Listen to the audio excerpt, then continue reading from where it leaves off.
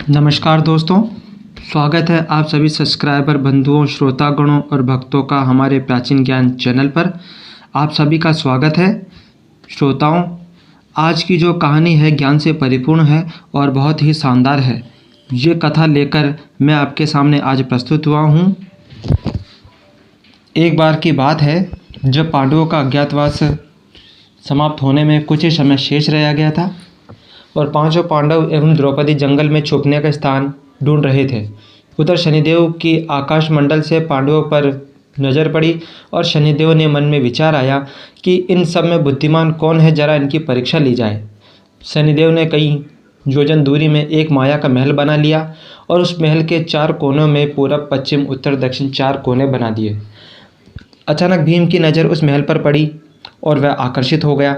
भीम युधिष्ठिर से बोला, भैया मुझे महल देखना है। और भाई ने कहा जाओ। भीम महल के द्वार पर पहुँचे। वहाँ पर शनिदेव दरबान के रूप में खड़े हुए थे और भीम ने कहा मुझे महल देखना है। शनिदेव ने कहा कि इस महल की कुछ शर्तें हैं। पहला तो ये कि महल के चारों कोनों में से आप एक ही कोना देख सकते हैं, और दूसरी शर्त है महल में जो देखोगे उसकी सही व्याख्या सहित सार करोगे, और तीसरी शर्त यह है कि अगर व्याख्या नहीं कर सके तो आपको कैद कर लिया जाएगा, अर्थात आपको बंदी बना लिया जाएगा। और भीम ने दरबान की जो शर्त स्वीकार कर ली और महल के पूर्व छोर की ओर चला गया। और वहाँ जाकर उन्होंने देखा कि एक अद्भुत पशु पक्षी और फूलों व फलों से लदे वृक्षों का नज़ारा किया। और आगे जाकर देखते हैं कि 3 कुएँ हैं और अगल बगल में छोटे और बीच में एक बड़ा कुआं है, और बीच वाला बड़े कुएं में पानी का उफान आता है और दोनों छोटे खाली कुओं को पानी से भर देता है। फिर कुछ देर बाद दोनों छोटे कुएं में उफान आता है तो पर बड़े कुएं का पानी आधा ही रह जाता है, वह पूरा नहीं भरता। इस क्रिया को भीम कई बार देखता है पर वह समझ नहीं पाता, और वह लौटकर वापस आता है और दरबान उससे पूछता है कि आपने वहाँ क्या देखा। तो भीम कहता है कि महाशय, मैंने एक ऐसे पेड़ पौधे पशु पक्षी देखे हैं जो मैंने पहले कभी नहीं देखे, और एक बात मुझे समझ में नहीं आई कि छोटे कुएं पानी से भर जाते हैं और बड़ा क्यों नहीं भर पाता, यह मुझे समझ नहीं आया। और दरबान बोला कि आप शर्त के अनुसार बंदी आप बना लिए जाओगे, और भीम को बंदी बना लिया गया। अब अर्जुन आया। अब अर्जुन ने दरबान से कहा कि मुझे महल देखना है। तब दरबान ने वही शर्त उसके सामने रख दी और अर्जुन ने उस शर्त को स्वीकार कर लिया, और अर्जुन पश्चिम वाले शोर की तरफ चला गया। और आगे जाकर वह देखता है कि एक खेत में 2 फसल उग रही थी। एक तरफ बाजरे की फसल और दूसरी तरफ मक्के की फसल उग रही थी।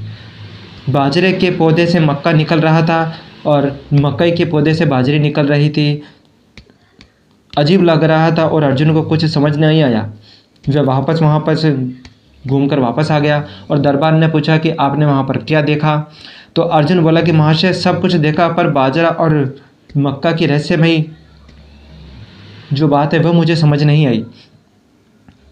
दरबान की शर्त अनुसार अर्जुन को भी बंदी बना लिया गया। अब नकुल आया और बोला कि मुझे भी महल देखना है। तो उसके सामने वही शर्त रख दी और उस शर्त को नकुल ने स्वीकार कर लिया।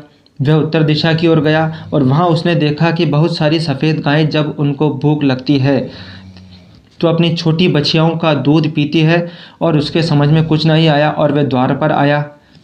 और क्या देखा कि नकुल बोला, महाशय, गाय बिच्छुओं का दूध पीती है, यह समझ नहीं आया। तब उसे भी बंदी बना लिया गया। उसके बाद में सहदेव आता है, उसके सामने भी वही शर्त रखी जाती है और वह इसे स्वीकार कर लेता है, और वह दक्षिण दिशा की तरफ अंतिम कोने देखने के लिए गया। और वे क्या देखता है कि वहाँ पर एक सोने की बड़ी शिला एक चांदी के सिक्के पर टिकी हुई डगमग डोले पर गिरे नहीं, छूने पर भी वैसे की वैसी ही रहती है। उसे ये बात समझ नहीं आई। वह वापस द्वार पर आ गया और बोला, सोने की शिला की बात समझ में नहीं आई। तब उसे भी बंदी बना लिया गया। अब चारों भाइयों को बहुत देर हो गई। बड़े समय से वे आए नहीं और युधिष्ठिर को चिंता हुई। तब युधिष्ठिर स्वयं द्रौपदी सहित वहाँ महल में आए और भाइयों के लिए उस दरबान से पूछा। तो उस दरबान ने सारी की सारी अपनी जो भी गाथा है वह सब सुना दी। और युधिष्ठिर बोला तब युधिष्ठिर ने उनकी शर्तों को स्वीकार किया और वे भीम के पास गए और भीम से पूछा कि तुमने वहाँ पर क्या देखा। तब युधिष्ठिर ने कहा भीम से। तो भीम ने सारी की सारी बातें उसे बता दी। तब युधिष्ठिर ने कहा कि यह कलयुग में होने वाला है, एक बाप दो बेटों का पेट तो भर देगा, परंतु दो बेटे मिलकर एक बाप का पेट नहीं भर पाएंगे। यह बात दरबान को सत्य लगी और उसने भीम को छोड़ दिया। अब उसने अर्जुन से पूछा कि बोले अर्जुन तुमने क्या देखा। उसने फसल के बारे में बताया। युधिष्ठिर ने कहा कि यह भी कलयुग में होने वाला वंश परिवर्तन है, अर्थात ब्राह्मण के घर बनिए की लड़की और बनिए के घर शूद्र की लड़की ब्याही जाएगी। और इस तरह से अर्जुन भी छूट गया। उसके बाद में नकुल से पूछा गया कि भाई तुमने क्या देखा। तब उसने बताया कि उसने गाय का वृत्तांत सुना है। तब युधिष्ठिर ने कहा कलयुग में माताएं अपनी बेटियों के घर में पलेंगी और बेटी का दाना खाएंगी और बेटा सेवा नहीं करेंगे। तब नकुल भी छूट गया। अब सहदेव से पूछा कि तुमने क्या देखा। उसने सोने की शिला का वृत्तांत बताया। तब युधिष्ठिर बोले कलयुग में पाप धर्म को दबाता रहेगा, परंतु धर्म फिर भी जिंदा रहेगा, यह खत्म नहीं होगा। इस तरह से वे चारों भाई मुक्त हो जाते हैं और शनिदेव ने माना कि युधिष्ठिर ही सबसे अधिक बुद्धिमान है और उन्होंने अचानक से अपना रूप परिवर्तित करके अपना रूप दिखाया और सभी पांडवों ने उनको प्रणाम किया। और इस कथा के अनुसार आज के इस कलयुग में ये सब कुछ घटित हो रहा है। तो दोस्तों ये थी आज की शानदार कथा। अगर ये वीडियो आपको अच्छी लगी हो तो इसे लाइक कीजिए, शेयर कीजिए और इसे सब्सक्राइब कीजिए और बेल आइकन का बटन दबाना ना भूलें। और हमारे द्वारा बनाई गई कोई भी वीडियो आपको टाइमली मिलती रहे उसके लिए आप ऑल वाले ऑप्शन पर अवश्य क्लिक करें। तब तक के लिए धन्यवाद।